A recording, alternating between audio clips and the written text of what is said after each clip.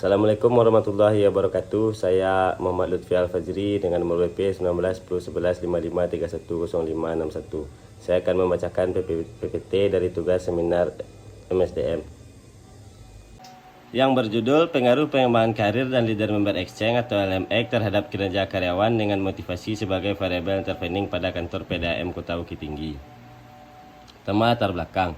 Bukit Tinggi merupakan salah satu kota yang berada di Provinsi Sumatera Barat. Luas kota Bukit Tinggi adalah 25.239 km dengan jumlah warga kota sebanyak 121.28.000 jiwa pada tahun 2020. Kebutuhan air bersih warga kota Bukit Tinggi diatur oleh perusahaan daerah air minum PDAM Kota Madya Bukit Tinggi. PDAM Bukit Tinggi telah beberapa kali berubah semenjak tahun 1976. Sesuai kebijakan peraturan daerah Kota Bukit Tinggi hingga pada tahun 2014 ditetapkan peraturan daerah Kota Madya Bukit Tinggi nomor 4 tahun 2014 tentang PDAM dan namanya dirubah menjadi PDAM Tirta Jam Gadang Kota Bukit Tinggi.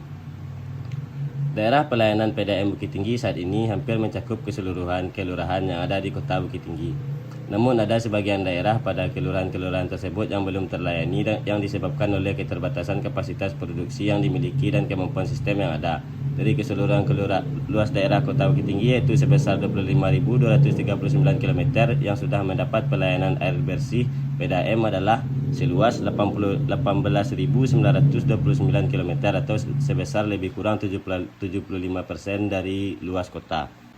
Pada tahun 2015, PDAM Tirta Jam Gadang Kota Bukit Tinggi melayani 9.718 pelanggan aktif yang terdiri dari wilayah administratif dan luar wilayah administratif. Di dalam wilayah administratif sejumlah 9.249 pelanggan dengan melayani lebih kurang 53.450 jiwa dari total jumlah penduduk yang lebih kurang 124.131 jiwa dengan cakupan pelayanan lebih kurang 43,6%. Sedangkan pelanggan yang berada di luar wilayah administratif sejumlah 469 pelanggan atau sanggup melayani lebih kurang 2.910 jiwa dari total jumlah penduduk lebih kurang 8.309 jiwa dengan cakupan pelayanan lebih kurang 35,2% yang berada di sekitar perbatasan Kota Bukit Tinggi dengan Kabupaten Agam yaitu penduduk daerah Kubang Putiah, Parabek, Kapeh Panji, Taluak, Jambuaya. Sebagai perusahaan daerah yang mengatur pengairan seluruh wilayah Kota Bukit Tinggi dan seluruh kebutuhan air warganya, kinerja karyawan PDAM Bukit Tinggi tentu berpengaruh besar terhadap lancarnya pengairan kota. Tujuan perusahaan hanya akan tercapai bila karyawannya melaksanakan tugas dan tanggung jawab dengan kinerja yang baik. Kinerja yang baik dapat memperoleh keuntungan serta kemajuan bagi perusahaan dan karyawan. Terdapat beberapa indikator yang berhubungan dengan kinerja seperti: pertama, kualitas merupakan hasil kerja karyawan yang dinyatakan dalam istilah hasil tanpa cacat. Yang kedua, kuantitas merupakan hasil kerja karyawan yang dinyatakan dalam istilah jumlah pekerjaan yang telah diselesaikan. Yang kedua, kinerja karyawan. Pertama, definisi kinerja karyawan. Menurut Dahlan, secara garis besar kinerja dapat dipahami sebagai hasil kerja yang dapat dicapai oleh seseorang atau sekelompok orang dalam suatu organisasi sesuai dengan wewenang dan tanggung jawab masing-masing, guna mencapai tujuan organisasi yang bersangkutan secara legal, tidak melanggar hukum dan sesuai dengan moral maupun etika. Kedua, faktor-faktor yang mempengaruhi pencapaian kinerja. Menurut Mangkunegara, faktor yang mempengaruhi pencapaian kinerja adalah sebagai berikut. Pertama, faktor kemampuan. Dua, faktor motivasi. Berikut dua, pengembangan karir. Pertama, definisi pengembangan karir. Menurut Muspawi, pengembangan karir merupakan suatu proses yang dilakukan oleh suatu organisasi dalam rangka melakukan perubahan status, posisi, atau kedudukan seseorang yang ternaung di dalam organisasi tersebut. Sementara menurut Balbet dan Sinta Asih, pengembangan karir merupakan proses peningkatan kemampuan kerja seorang karyawan yang mendorong meningkatnya kinerja dalam rangka mencapai karir yang diinginkan. Menurut Mufidah dan kawan-kawan, dalam suatu perusahaan, pengembangan karir merupakan peningkatan pribadi yang dilakukan seseorang untuk mencapai suatu rencana karir dan peningkatan oleh Departemen Personalia untuk mencapai suatu rencana kerja sesuai dengan jalur atau jenjang organisasi. Salah satu dimensi yang mempengaruhi kepuasan kerja seseorang adalah adanya kesempatan mengembangkan karirnya dalam bentuk peluang promosi. Berikut 2.3 Leader Member Exchange. Pertama, definisi leader-member exchange. Menurut Sari dan Tiara Puspa, LMX merupakan hubungan antara atasan dengan bawahan dalam membentuk suatu tingkat kedekatan yang mampu menunjukkan adanya LMX dalam organisasi.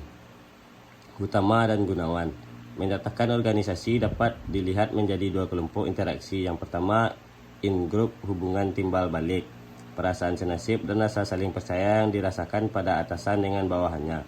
Kedua, out-group interaksi formal dalam koridor, memperoleh waktu yang lebih sedikit serta atasan dianggap sebagai pengawas. Menurut Wibowo dan Sutanto, ada 3 indikator pengukuran LMX. Pertama, saling menghormati satu sama lain antara karyawan.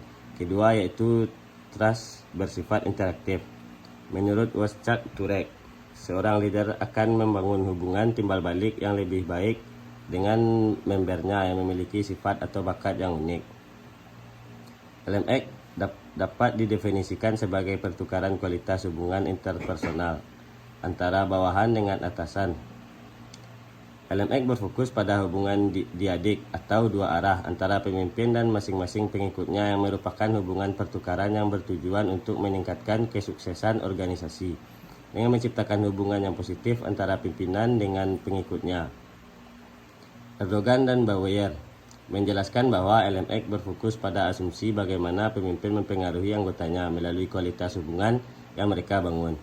Hubungan yang berkualitas ditandai dengan adanya kepercayaan, rasa suka, rasa hormat secara profesional, dan loyalitas. Berikut 2.4 motivasi. Pertama, definisi motivasi. Motivasi merupakan suatu pembentukan perilaku yang ditandai bentuk-bentuk aktivitas atau kegiatan melalui proses psikologis, baik yang dipengaruhi oleh faktor intrinsik maupun ekstrinsik yang dapat mengarahkannya dalam mencapai apa yang diinginkan. Motivasi intrinsik atau internal.